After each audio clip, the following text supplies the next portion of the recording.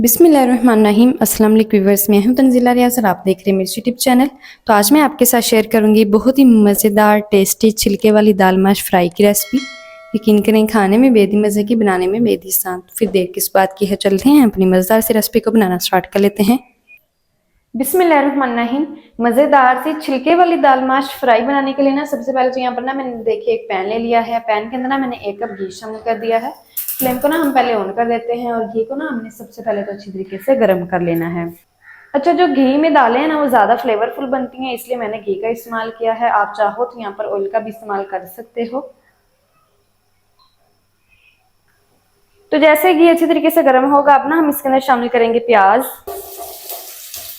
चलें जी, प्याज मैंने शामिल कर दिया। प्याज ना देखें यहाँ पर मैंने एक मीडियम साइज की ली थी, जिसको ना मैंने पतले पतले स्लाइसेस में कट कर लिया है। प्याज को ना हमने फ्राई करना है तकरीबन 3 से 4 मिनट तक, ताकि जो प्याज है ना हमारी ट्रांसपेरेंसी हो जाए। तो मीडियम फ्लेम पर हम प्याज को फ्राई कर लेंगे। तो प्याज को ना देखिए अल्हम्दुलिल्लाह से मैंने ना फ्राई कर लिया है तकरीबन 4 से 5 मिनट तक। प्याज ना हमारी अच्छी तरीके से फ्राई हो चुकी है, इसका कलर गोल्डन सा हो चुका है, साथ ही साथ प्याज ना हमारी सॉफ्ट हो चुकी है। तो एक दफ़ा से फ्लेम को ना हम ऑफ कर देते हैं। चलें जी, ऑफ फ्लेम पर ना हम इसके अंदर शामिल करेंगे 1 टीस्पून साबुत जीरा शामिल करेंगे। और ऑफ फ्लेम पर ना हमने 30 सेकंड के लिए जीरे को जो है वो फ्राई कर लेना है। अच्छा, जीरे के साथ ही ना हम इसके अंदर अदरक लहसुन की जो पेस्ट है ना वो भी शामिल कर देते हैं। तो 1 टेबल स्पून हम इसके अंदर शामिल करेंगे अदरक लहसुन की पेस्ट। अच्छा, ऑलरेडी जो हमारा घी है ना अच्छी तरीके से गर्म है, तो इसलिए ऑफ फ्लेम पर ही ना हम अदरक लहसुन की पेस्ट को और जीरे को ना फ्राई कर लेंगे, ताकि जीरे की प्यारी सी खुशबू भी आना शुरू हो जाए, साथ ही साथ जो अदरक लहसुन की कच्ची सी स्मेल है ना वो भी खत्म हो जाए। तो 30 सेकंड के लिए हम इनको फ्राई कर लेते हैं। अल्हम्दुलिल्लाह से देखिए 30 सेकंड तक ना मैंने फ्राई कर लिया है अदरक लहसुन की पेस्ट को भी और जीरे को भी। अल्हम्दुलिल्लाह से बहुत ही कमाल की जो प्यारी सी खुशबू आना वो भी आना शुरू हो चुकी है। तो अब ना हम इसके अंदर शामिल करेंगे कुछ पाउडर मसाले। तो सबसे पहले हम इसके अंदर शामिल करेंगे 1 टीस्पून भर के शामिल करेंगे नमक, आधा टीस्पून शामिल करेंगे हल्दी का पाउडर। इसी के साथ ही हम ना इसके अंदर शामिल करेंगे आधा टीस्पून कुटी हुई लाल मिर्च। इसी के साथ ही हम ना इसके अंदर शामिल करेंगे 1 टीस्पून भर के लाल मिर्च का पाउडर। साथ ही शामिल करेंगे 1 टीस्पून भर के खुश्क धनिया का पाउडर शामिल करेंगे। साथ ही शामिल करेंगे 1/4 टीस्पून हम इसके अंदर शामिल करेंगे कश्मीरी लाल मिर्च का पाउडर। अच्छा, कश्मीरी लाल मिर्च का जो पाउडर है ना वो टोटली ऑप्शनल है, अगर तो आपके पास है तो शामिल कर दें, नहीं है तो स्किप कर दें, कोई बात नहीं। ये ना जस्ट कलर के लिए इस्तेमाल की जाती है, इसका जो अपना फ्लेवर है ना वो बिल्कुल भी नहीं होता है। तो बस ये फ्लेम को ऑन कर देना है। फ्लेम को ना हमने मीडियम रखना है। मीडियम फ्लेम पर ना हमने मसालों की बुनाई कर लेनी है। अच्छा, साथ ही थोड़ा सा ना हम पानी लगा देंगे, ताकि जो मसाले ना हमारे जले नहीं। और थोड़ा थोड़ा पानी लगाकर ना हमने तकरीबन 5 मिनट तक मसालों की अच्छी तरीके से बुनाई कर लेनी है। अच्छा, फ्लेम को ज़्यादा हाई नहीं रखना है, नहीं तो जो हमारे मसाले हैं ना ये जल जाएंगे। फ्लेम को मीडियम रखेंगे या फिर लो रखेंगे और 5 मिनट तक हम इनकी बुनाई कर लेंगे। थोड़ा थोड़ा करके पानी लगाकर मैं इनकी बुनाई कर लूँ 5 मिनट तक, फिर मैं आपको दिखाती हूँ। तो देखिए 5 मिनट तक ना मैंने हल्की आंच पर ना मसालों की बुनाई कर ली है। अल्हम्दुलिल्लाह से जो हमारे मसाले हैं ना अच्छी तरीके से भून चुके हैं। मसाले हमारे भून चुके हैं, घी भी किनारों पर आ चुका है, तो इसका मतलब जो हमारे मसाले ना भून चुके हैं। अच्छा, ये कि टिप है, जब आपका घी या फिर ऑयल किनारों पर आ जाए ना तो इसका मतलब है जो हमारे मसाले ना वो अच्छी तरीके से भून चुके हैं। तो बस ये अब ना हम इसके अंदर शामिल करेंगे दाल। तो दाल ना देखिए यहाँ पर मैंने 1 कप ली थी, जिसको ना मैंने आधा घंटा पहले जो है वो भिगो के रख दिया था। अब ना देखिए ये अच्छी तरीके से सूख हो चुकी है और साइज में भी ना डबल हो चुकी है। अच्छा, दाल को ना मैंने पानी के साथ ही शामिल कर दिया है और 1 कप मैंने दाल ली है। आप कम या फिर ज़्यादा अपनी मर्जी से कर सकते हैं। अच्छा, मैंने ना यहाँ पर छिलके वाली माश दाल ली है, आप यहाँ पर कोई और भी दाल ले सकते हैं जो भी आपको पसंद हो। तो बस ये अच्छी तरीके से पहले हम दाल को मिक्स करते हैं और फ्लेम को ना हमने थोड़ा सा मीडियम कर देना है। और मीडियम फ्लेम पर ना हमने तकरीबन 3 मिनट तक बुनाई कर लेनी है दाल की। फिर हम इसके अंदर पानी शामिल करेंगे दाल को गलाने के लिए। तो 3 मिनट तक हम बुनाई करेंगे मीडियम फ्लेम पर, ताकि जो तमाम मसालों का फ्लेवर है ना वो दाल के साथ अच्छी तरीके से मिक्स हो जाए।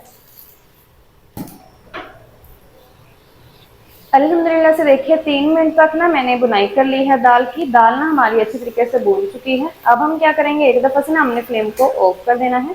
चलें जी, फ्लेम को ना एक दफ़ा से मैंने ऑफ कर दिया है।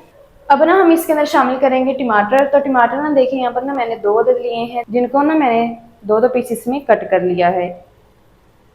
इस तरीके से हम टमाटरों को रख देंगे।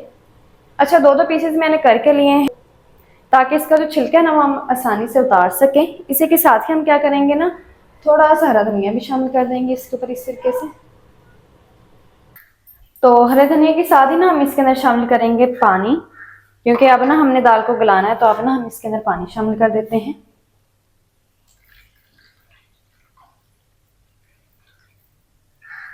चलें जी, तकरीबन 1 लीटर जो पानी है ना वो मैंने शामिल कर दिया है। आपने जितनी करी बनानी हो ना उस हिसाब से पानी शामिल कर लीजिएगा। तो साथ ही ना हम क्या करेंगे, जो फ्लेम है ना हमने ऑन कर देना है अब। चलें जी, फ्लेम को ऑन कर देंगे और इसके अंदर शामिल करेंगे 3 अदद यहाँ पर ना मैंने खुश्क वाली लाल मिर्च ली है। इनको ना हम मिक्स कर लेते हैं। चलें जी, मिक्स करने के बाद अब ना हम इसके ऊपर कवर लगाएंगे। कवर करके दाल को पकाएंगे ताकि टमाटर भी नरम हो जाए, दाल भी हमारी नरम हो जाए। तो कवर लगा देंगे। चलें जी, कवर मैंने लगा दिया है और हल्की आंच पर ना हमने तकरीबन 15 मिनट तक दाल को ना इसी तरीके से पकने देना है। 15 मिनट के बाद फिर मैं आपको दिखाती हूँ। तो देखिए अल्हम्दुलिल्लाह से कवर करके ना 15 मिनट तक ना मैंने दाल को पका लिया है। अब हम कवर को हटा देंगे। अच्छा, जो टमाटर है ना ये हमारे अच्छे तरीके से नरम हो चुके हैं। अब ये जो छिलके हैं ना इनके हम निकाल लेंगे, क्योंकि हमने पानी के अंदर टमाटर को पकाया है ना, तो खुद ब खुद ही जो टमाटरों के छिलके हैं ना वो लैदा हो चुके हैं। जिनके लैदा नहीं हुए उनके हम इस तरीके से निकाल लेंगे।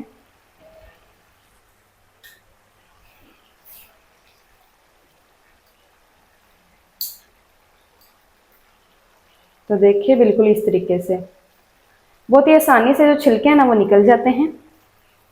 और अब ये जो टमाटर है ना इनको ना हमने इस तरीके से मैश कर लेना है ताकि इसकी जो प्यूरी है ना वो बन जाए।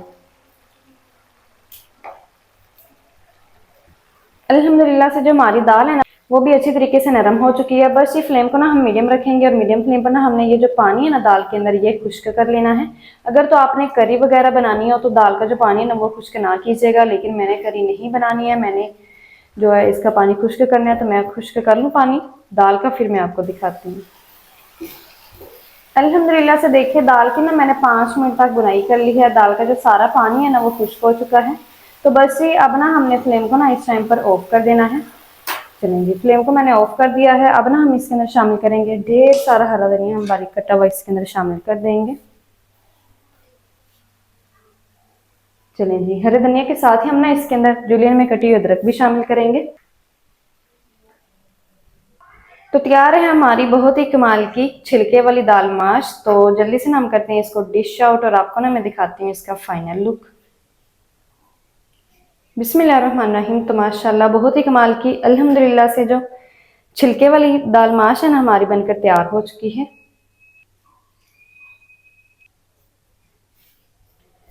तो माशाल्लाह जी ये थी हमारी आज की रेसिपी, छिलके वाली दाल माश फ्राई की। छिलके वाली दाल माश मजेदार टेस्टी किस तरीके से बनाई जाती है तमाम तरीके आपके साथ शेयर कर दिए। वीडियो अच्छी लगे तो वीडियो को लाइक और चैनल को आपने लाजमी सब्सक्राइब करना। मिलते हैं नेक्स्ट वीडियो के साथ, तब तक के लिए अल्लाह हाफिज़।